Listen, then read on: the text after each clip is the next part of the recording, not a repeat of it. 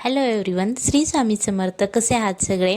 आणि first time मी असं काम करतानाचा व्हिडिओ मी शूट केला आहे. आणि याच्या अगोदर मी कधी ट्राय नव्हतं केलं. आणि पण आज वाटलं की आपण जे पण काही घरात थोडं छोटं मोठं जे म्हणजे छोटं मोठं नसतंच घरातलं काम, जे पण काही करतो ते थोड्याशा क्लिप्स आपण पण शूट कराव्यात आणि जमते का आपण हे बघावं.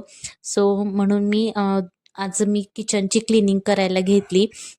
अराउंड आता घरातली सगळी कामं आवरली होती आणि त्यानंतर हे किचनमधलं फर्निचरमधलं जे डबे वगैरे ठेवलेले आहेत ते सगळे काढून पुसून घ्यायला लागतात. एक 15 दिवसातून आतून सगळं क्लीन करावं लागतं आणि वरून पण छान क्लीन करावं लागतं. नाहीतर जे तेलकट वगैरे डाग असतात आपल्या हाताचे उमटलेले, ते लगेच दिसायला लागतात. तर क्लिनिंग करायला घेतलं. तसं तर सगळ्या जाळ्या वगैरे घरातल्या मी संक्रांतीलाच काढलं होतं. पण कामाचा त्यावेळेस खूप लोड होता, त्याच्यामुळं हे राहून गेलं होतं. म्हणजे वरून घासायचं वगैरे सगळं राहून गेलं होतं. आतून फक्त क्लीन करून घेतलं होतं. पण तरी पण आणखी एकदा मी पूर्ण सगळ्या भरण्या डबे आहेत ते काढून घेणार आहे आणि व्यवस्थित दोन्हीही बाजूला डबे आहेत, भरण्या आहेत ठेवलेल्या, त्या सगळ्या मी आता क्लीन करायला घेणार आहे.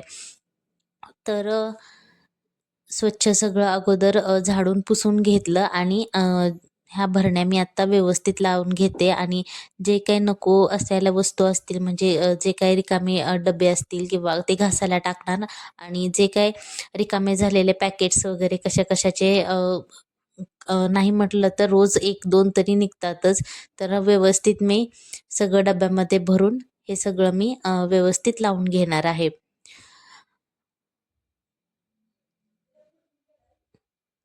किती जरी म्हटलं तरी झाकलेलं असलं तरी आतून थोडीफार का होईना धूळ जातेच. त्यामुळं आपल्याला 15 दिवसातून एकदा हे क्लीन सगळं करावंच लागतं. तसं तर महिन्यातून एकदा केलं तरी पण चालतंय. पण काय होतं की जास्त आपल्यावरतीच लोड येत नाही, म्हणून मी थोड्यात थोडं आहे तोपर्यंत सगळं क्लीन करून घेत असते. त्याच्यामुळं मी आज काढलेलं आहे.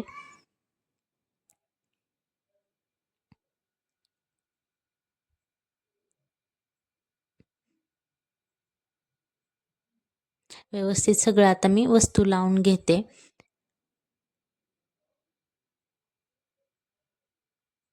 तसंही जास्त आतून खराब नाहीये, पण असंच आता वरून घासतेच आहे, तर आतून पण व्यवस्थित क्लीन करून घ्यावा असा विचार आला. त्यामुळे मी काढलं आहे सगळं. प्लस आमच्या समोर रस्त्याची पण काम चालू आहे. त्याच्यामुळं धुळीचं पण प्रमाण अलीकडं खूप वाढलंय. 2-3 महिने झाले धूळ भरपूर येते घरामध्ये. त्याच्यामुळं आम्हाला हे सारखं क्लीन करावं लागतंय. आणि ज्यांचं ओपन असतं हे रॅक वगैरे, त्यांच्यात पण असं जास्त त्रास होतो ते सगळं क्लीन करायला. हे एक झाकून म्हणजे फर्निचरमुळं ज्यांचं झाकून आहे त्यांचं थोडंफार म्हणजे काम थोडंसं सोपं होतं. सारखं नाही क्लीन करावं लागत रोजच्या रोज. पण ज्यांचं ओपन असतं रॅक वगैरे, त्यांना खूप त्रास होतो. त्यांना धूळ अशी पटकन लगेच दिसून येते. त्याच्यामुळं आपल्याला सारखं क्लीन करावं लागतं. बरं, इथून पुढं मी आता डेली जरा शूट व्लॉग करायचं ठरवलं आहे. आणि त्याचप्रमाणे आता काय झालं, की आता मध्ये फिरायला वगैरे गेल्यापासून तर 15 ते 20 दिवस झाल्यावर माझं डाएट वगैरे बंद झालं. म्हणजे त्यानंतर मी केलंच नाही. त्यामुळं थोडीशी मी आता व्हिडिओमध्ये दिसते म्हणून मला समजलं, की थोडंसं पाठीमागून मला पुट ऑन थोडंसं झाल्यासारखं वाटतंय. तसंही मी घरातले ड्रेस आहेत ते माझ्या साईजपेक्षा 1 ते 2 साईजनं मी मोठे घालते. का तर मला जास्त टाईट कपडे बिलकुल आवडत नाहीत. एकदम आरामदायी आणि कॉटनचे जे असतात तसंच मी घालते. आणि हे असे कपडे डेली यूज केल्यानंतर सुद्धा खूप लूज पडतात आणि त्यात एक साईज मी जास्तच वापरते. टाईट कपडे मी घरात वापरत नाही. त्यामुळं जरा आणखीनच मी ह्याच्यामध्ये जाड दिसते. आणि व्यवस्थित फिटिंगला वगैरे कपडे असलेले मी घातले, की त्यात माझा शेप बरोबर दिसतो, असं पण होतं. पण नाही, आता इथून पुढं मी 2 ते 3 दिवसापासून मी जे काही माझं डाएटचं रुटीन आहे ते मी व्यवस्थित करायला चालू करणार आहे. आता मी जे हे फर्निचरचं जे कपाट वरून घासते, ते तुम्ही कोलीन वगैरे किंवा शॅम्पू वगैरे पाण्यात मिक्स करून स्प्रे करून पण वापरू शकता. पण हे आमच्या फर्निचरचं काय होतं की अ, ते आठवड्यातून मी 1-2-3 दिवसाला मी करून घेत असते. पण अ, जरा जास्तच तेलकट जर डाग तिथं दिसत असतील तर आपलं जे हँड वॉश आहे आणि जे जरासं मऊ असं असलेलं स्कॉच ब्राईट असतं, त्याने मी व्यवस्थित घासून घेते आणि अगदी हलक्या हाताने घासून घ्यायचं आहे. तसं हे याच्यावरती स्क्रॅच वगैरे ह्या फर्निचरवर पडत नाहीत किंवा हे वॉटरप्रूफ असल्यामुळे ह्याला काही जास्त पाण्याचा वगैरे पण काही एवढं काही होत नाही पाण्याने वगैरे. त्यामुळं व्यवस्थित मी घासून घेते. तसं मी सारखं घासत नाही. जास्त घाण झालं तरच मी हे व्यवस्थित घासून घेते. पण ह्यावेळेस तेलाचे डाग, जरा तेलकट डाग जास्त दिसतायत त्यामुळं हलक्या हाताने मी घासून घेणार आहे आणि व्यवस्थित मी पुसून घेणार आहे. बरं, इथून पुढं आपल्या डाएटचं वगैरे रुटीन व्लॉगवरती येईलच. कोणाकोणाची बॉडी अशी माझ्यासारखी आहे की म्हणजे हाईट कमी आहे, त्याच्यामुळं थोडंसं जरी वजन वाढलं तरी आपल्या बॉडीवरती लगेच दिसून येतं. आणि त्यातल्या त्यात मला थायरॉईडचा इश्यू असल्यामुळं पुट ऑन म्हणजे खूप फास्ट करते मी. आणि असं वाटतं की मी 2-3 दिवस एक्स्ट्रा दुसरं काहीतरी जास्त गोड किंवा जास्त काही बाहेरचं जरी खाल्लं तरी माझं वजन वाढेल की काय असं मला वाटतं. सो माझं वजन थोडंसं जरा जास्त फास्ट मध्ये पुट ऑन होतं. त्याच्यामुळं मला प्रत्येक गोष्ट मी तसंही कंट्रोलमध्येच खाते. पण बाहेर वगैरे कुठं फिरायला गेल्यानंतर किंवा पाहुण्यांकडे गेल्यानंतर हे असं मी काही पाळत नाही. आणि त्याच्यामुळं हे असं जरा मी लवकर पुट ऑन करते. तसं खाण्यापिण्याच्या बाबतीत खूप माझ्या रिस्ट्रिक्शन्स असतात. जास्त मी तेलकट खात नाही, बाहेरचं पण जास्त खात नाही किंवा मला सवयही नाही बाहेरचं तसं खायची किंवा मैद्याचे वगैरे पदार्थ, तळलेले पदार्थ खायची. पण आता थोडंसं लक्ष दिलं पाहिजे. नाहीतर कमीत कमी आहे तोपर्यंत आपलं वजन आटोक्यात येतं, कंट्रोलमध्ये राहतं आणि एकदा का खूप जास्त वाढलं की त्या आपल्यालाच त्रास होतो. सो मी इथून पुढं आता डाएट कंटिन्यू करणार आहे. तर बघू शकता व्यवस्थित अगदी स्वच्छ झालं आहे आपलं किचनमधलं हे फर्निचर. कुठेही तेलाचे डाग वगैरे आता दिसत नाहीत. त्यानंतर मी माझं स्वच्छ आवरून घेतलं, ड्रेस चेंज केला. खूप घाण झाला होता आणि फ्रेश झाल्यानंतर आता मला लादी पुसून घ्यायची आहे. तशी मी 1 दिवसाआडच लादी घेते पुसून पहिल्यापासूनच.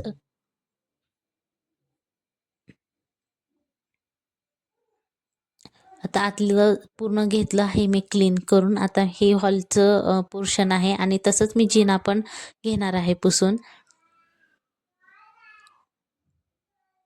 सध्या रोडचंही काम भरपूर आहे आणि ज्यांच्या घरी लहान मुलं वगैरे आहेत तर अशा घरी खूप म्हणजे फरशी खूप घाण होते. सो सारखं आपल्याला क्लीन करावं लागतं घर. आणि लहान मुलं वगैरे फरशीवरती खेळतात, त्याच्यामुळं मी 1 दिवसाआड हे क्लीन करून घेतच असते. पहिल्यापासूनच मी 1 दिवसाआड ही लादी वगैरे पुसून घेते.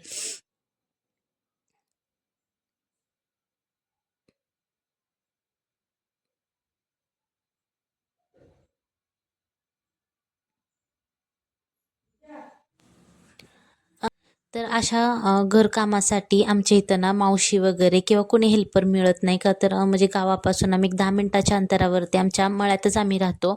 सो इथं कोणी हेल्पर वगैरे मिळत नाही किंवा तशा कोणी मावशी वगैरे नसतात. जर जास्तच खूप गरज असेल सणावाराच्या वेळेस घर वगैरे क्लीन करायला, भांडी वगैरे मोठे घासायला, तर त्यावेळेस 1 आठवडाभर त्या एखाद्या मावशीला सांगावं लागतं. तर मग त्या येऊन जातात आणि मग हेल्प होते त्यांची. नाहीतर अशा कामांसाठी इथं नाही येत म्हणजे मावशी वगैरे तर मिळतच नाही. त्यामुळे ही सगळी कामं घरच्या घरी सगळी मॅनेज करावी लागतात. सो आता मी छान असं घर आतून पण क्लीन करून घेतले. आता हे पण इथलं पण मॉप करून घेते.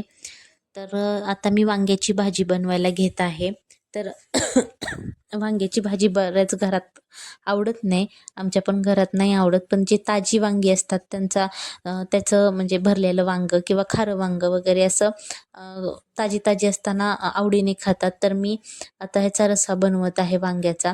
तर सगळ्यात अगोदर तेल घेतलं आहे. लसूण, खोबरं आणि कोथिंबीर हे एकत्र मी छान ठेचून घेतलं आहे आणि तेलामध्ये मी छान परतवून घेत आहे.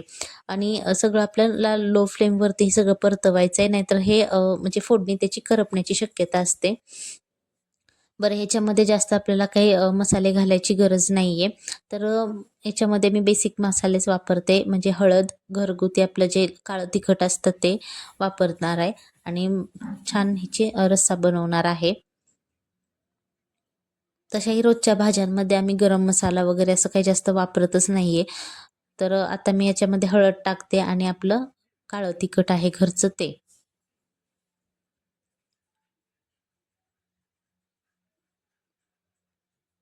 तेलामध्ये छान मसाला परतला की आपल्या भाजीला जे वरचं ते तर्री वगैरे असते ते व्यवस्थित येते. कलर पण खूप छान येतो भाजीला.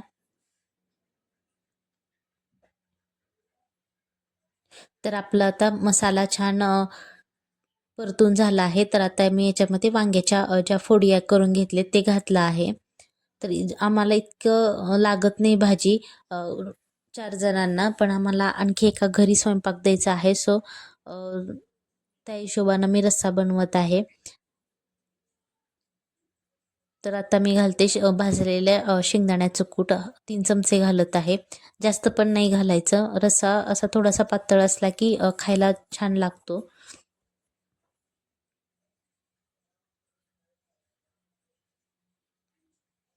तेलामध्ये आणखी एकदा छान हे लो फ्लेमवरती 2 ते 3 मिनिटं परतून घेते. त्यानंतर घालते चवीपुरतं मीठ.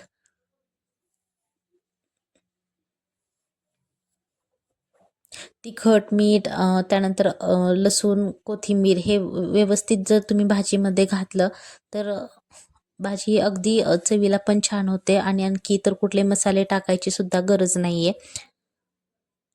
त्यानंतर आता गरजेनुसार मी पाणी घालते. मला रस्सा थोडा जास्त हवा आहे त्याच्यामुळे मी जरा थोडंसं जास्त पाणी घालणार आहे. कारण शिजल्यानंतर सुद्धा रस्सा आपल्याला म्हणजे त्याचा रस्सा कमी होणार आहे. सो थोडासा मी जास्त घालते. बघू शकता तुम्ही आता कलरसुद्धा भाजीला छान आलाय. आता मी गॅसची जी फ्लेम आहे थोडंसं मी वाढवलेले आहे का तर एक उकळी आपल्याला छान काढून घ्यायची आहे आणि त्यानंतर गॅस आपल्याला लो करून त्याच्यावरती झाकण ठेवून आपल्याला वांग छान शिजवून घ्यायचंय.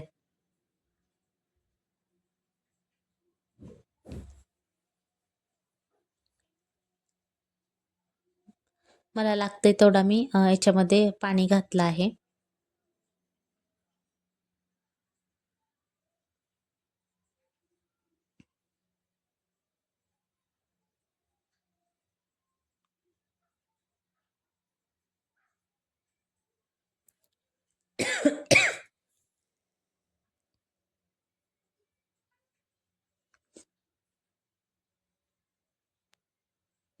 तर वरून मी आणखी थोडीशी कोथिंबीर टाकली आणि आता एक छान उकळी यायला लागली आहे. बघू शकता आणि वरती कलर आला आहे आणि वरती तरी पण खूप छान आली आहे. अगदी बेसिक मसाले जे घरातले आहेत तेच वापरलं आहे.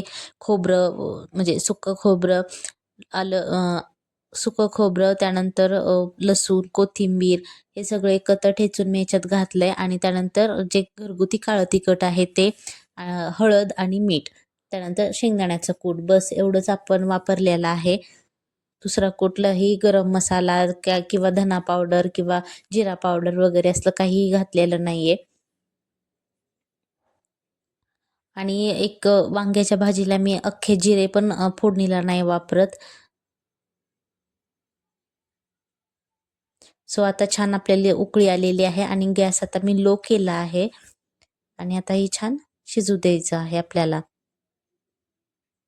रेसिपी अगदी साधी सोपी आहे. तुम्ही नक्की ट्राय करून बघा. ज्यांना आवडणार नाही त्यांना सुद्धा ही रेसिपी नक्की आवडेल. वांग आपलं छान शिजलेलं आहे. फोडी पण जास्त शिजवायच्या नाहीयेत. थोडीशी किंचितशी कच्च्या अशा ठेवायच्या आहे फोडी. त्यामुळं काय होतं की जेवायला म्हणजे खाताना पण ते छान लागतं. ज्वारीच्या भाकरी मी आता करायला घेतली आहे. तर भाकरी पण आपल्या चालू आहेत.